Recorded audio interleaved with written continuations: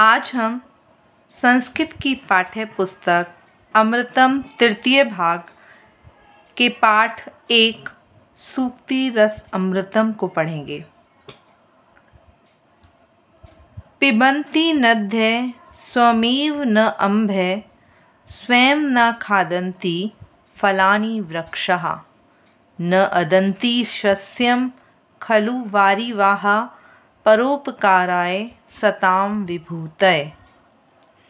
ये प्रथम श्लोक हमारा परोपकार के विषय को लेकर है। इसमें हमें परोपकार के विषय में बताया गया है। न पिबन्ति नहीं पीती, नद्यः नदियाँ, नहीं पिबन्ति पीती, नद्यः नदियाँ, स्वमेव अम्भः, स्वमेव मीन्स अपना ही, स्वयं जमा एव की संधि है यहाँ पर, स्वमेव अम्भः, नदियाँ अपना जल स्वयं नहीं पीती। न अम्भः जल नहीं, पिबन्ति पीती, नदियाँ स्वमेव अपना ही, नदियाँ अपना जल स्वयं नहीं पीती। स्वयं न खादन्ति फलानि वृक्षाः, स्वयं अपने आप न खादन्ति नहीं खाते, फलानि फल, वृक्षाः वृक्ष अपने फल स्वयं नहीं खाते। न अदन्ति शस्यं खलु वारिवाः, नहीं अदन्ति खाते, शस्यं फसलें, खलु निश्चित रूप से, वारिवाः कहते हैं बादल को, बादल अपने द्वारा दिए गए जल से उत्पन्न फसलों को स्वयं नहीं खाते। न अदन्ति नहीं खाते, शस्यं फसलें, खलु निश्चित रूप से, वारिवाः बादल, वारिवाह मीन्स वारी जल को, वाह मीन्स वहन करने वाले, जल को रखने वाले, बादल अपनी फसलें स्वयं नहीं खाते।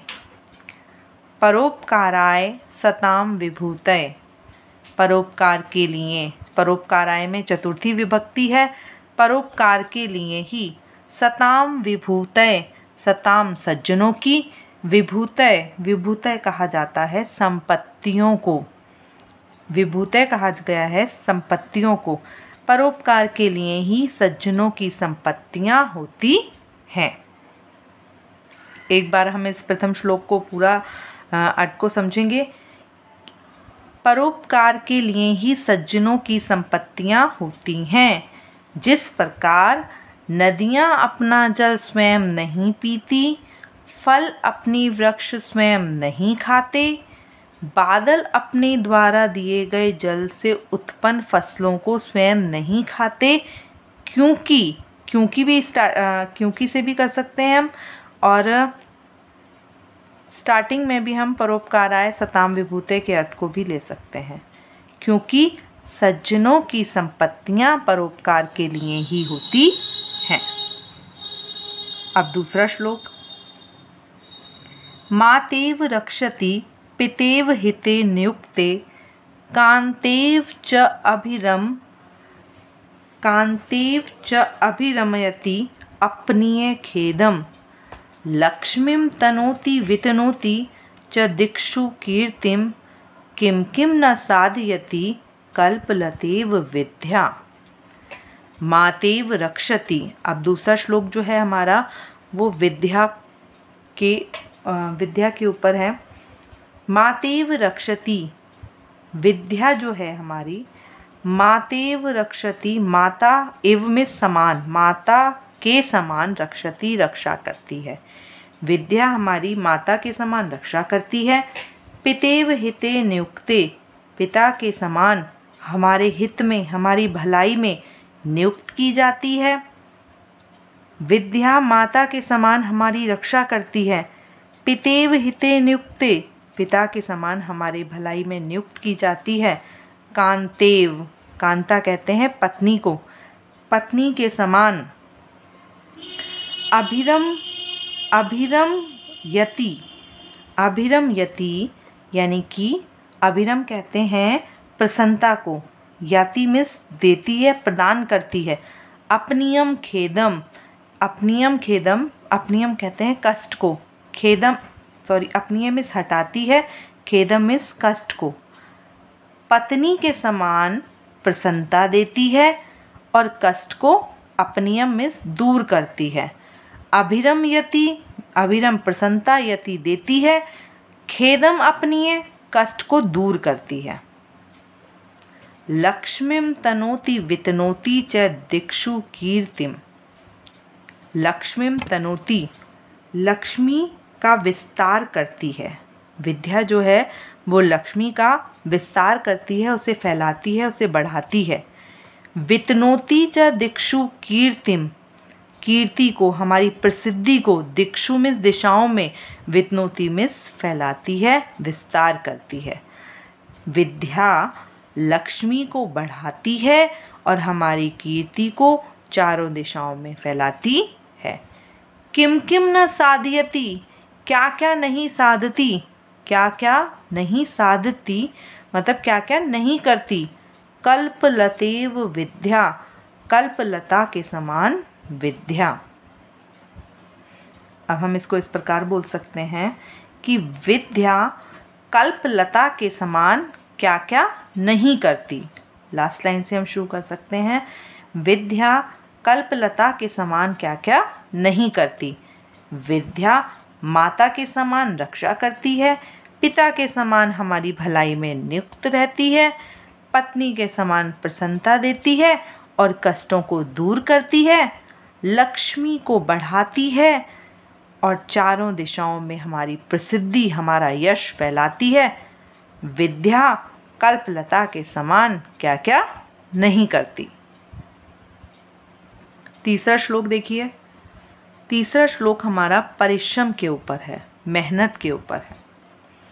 उद्योगिनम पुरुषम सिंहम उपैति लक्ष्मी, दैवीन देयम इति का पुरुषः वदन्ति, दैवम निहत्य कुरु पौरुष आत्मशक्तया, यत्ने कृते यदि न सिद्ध्यति को अत्र दोष है। इसमें उद्योगी पुरुष के विषय में बताया गया है कि उद्योगी पुरुष, उद्योगिनम पुरुष सिंहम उपैति लक्ष्मी, उद्योगी पुरुष, मेहनती पुरुष जो है वो सिंहम, सिंह के समान, सिंह के समान, शेर के समान, उपैति मिस प्राप्त कर लेता है, लक्ष्मी ही मिस लक्ष्मी को। उद्योगी पुरुष शेर के समान लक्ष्मी को प्राप्त कर लेता है। दैवेन देयम इति का पुरुषः वदन्ति, दैवेन, दैवेन मीन्स भाग्य से, देयम इति दी जाती है यह, भाग्य से दी जाती है यह, का पुरुषः वदन्ति, कायर लोग बोलते हैं, वदन्ति बोलते हैं। उद्योगी पुरुष सिंह के समान लक्ष्मी को मेहनत करके प्राप्त करता है, लेकिन कापुरुषः, कायर पुरुष क्या बोलते हैं कि यह भाग्य से मिलती है। दैवम निहत्य कुरु पौरुष आत्मशक्तया, दैवम मिस भाग्य को, निहत्य मिस छोड़कर, कुरु मिस करो, पौरुष आत्मशक्तया, पौरुष मिस कठिन परिश्रम, आत्मशक्तया अपनी शक्ति के अनुसार, भाग्य को छोड़कर मेहनत करो अपनी शक्ति के अनुसार। यत्ने कृते, यदि मेहनत करने पर, प्रयत्न करने पर, कृते मिस करने पर, यदि न सिद्ध्यति, यदि न पूरा हो, न सिद्ध हो, को अत्र दोष है, तब बताना कि अत्र यहाँ कह दोष है, क्या दोष है। अर्थात लक्ष्मी जो है वो परिश्रमी पुरुष को ही प्राप्त होती है, मेहनती पुरुष को ही प्राप्त होती है। कायर पुरुष तो सिर्फ यही कह सकते हैं कि ये सिर्फ भाग्य के द्वारा मिलती है। इसीलिए कहा गया है कि दैवम निहत्य, भाग्य को छोड़कर परिश्रम करो अपनी शक्ति के अनुसार। यदि परिश्रम करने पर भी ना प्राप्त हो तब बताना कि यहाँ किसका दोष है। अगला श्लोक, फोर्थ श्लोक है हमारा। ये अच्छे मित्र के लक्षण को बताया गया है इस श्लोक में। पापम निवारयति योजयते हिताय, गुह्यम निगुहति गुणान् प्रकटीकरोति, आपदं गतं च न जहाति ददाति काले, सन्मित्र लक्षणम इदं प्रवदन्ति संतः। संतः संत लोग, प्रवदन्ति बोलते हैं, सन्मित्रम लक्षणम इदम अच्छे मित्र के ये लक्षण, ये जो बताए गए हैं शुरुआत के 3 लाइनों में, अच्छे मित्र के यह लक्षण संत लोग बताते हैं। क्या क्या है वो? पापम निवारयति, अच्छा मित्र पापम निवारयति, निवारयति कहते हैं हटाता है। अच्छा मित्र पाप को हटाता है, पाप को दूर रखता है। योजयते हिताय, हिताय मीन्स भलाई में, योजयते मीन्स नियुक्त रहता है या भलाई की ही योजना बनाता है। गुह्यम निगुह्यति, गुह्यम कहते हैं गुप्त बातों को, निगुह्यति मीन्स गुप्त रखता है, गुप्त बातों को गुप्त रखता है अर्थात किसी को नहीं बताता। गुणान प्रकटीकरोति, गुणों को प्रकट करता है, मतलब हमारे जो अच्छे गुण हैं उन्हें तो प्रकट करता है, हमारी जो गुप्त बातें हैं उन्हें गुप्त ही रखता है, किसी के सामने उन बातों को नहीं बताता। आपदम गतम च न जहाति ददाति काले, आपदम गतम च न जहाति, आपत्ति के समय में, न जहाति हमारा साथ नहीं छोड़ता, जहाति में छोड़ता, आपत्ति के समय में हमारा साथ नहीं छोड़ता। ददाति काले, समय पर हमारा साथ देता है, ददाति काले समय पर हमारा साथ देता है। सन्मित्रम लक्षणम इदम प्रवदन्ति संतः, संत लोग, सज्जन लोग जो हैं वो अच्छे मित्र के यही लक्षण बताते हैं कि अच्छा मित्र पाप को दूर करता है, पाप को हटाता है, भलाई में नियुक्त रहता है, गुणों को, गुप्त बातों को गुप्त रखता है, गुणों को प्रकट करता है, विपत्ति के समय में साथ नहीं छोड़ता और हमेशा साथ देता है। अच्छे मित्र के यही लक्षण संतों द्वारा बताए गए हैं। अब 5वां श्लोक देखिए।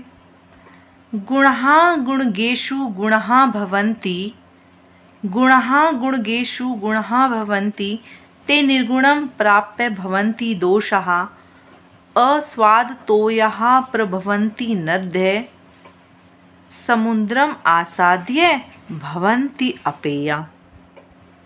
गुणः गुण, गुणगेषु गुणी व्यक्तियों में, गुणः भवन्ति गुण जो हैं वो गुणी व्यक्तियों में ही गुण कहलाते हैं। गुण गुणगेषु गुणियों में ही गुण होते हैं या गुणियों में ही गुण कहलाते हैं। ते निर्गुणम प्राप्य, वे निर्गुणम, निर्गुणम कहा गया है दोषी को जिसमें कोई गुण ना हो, वे निर्गुण को प्राप्त करके भवन्ति दोषाः, दोष बन जाते हैं। गुणियों में तो गुण गुण कहलाते हैं और दोषियों को प्राप्त करके दोष बन जाते हैं।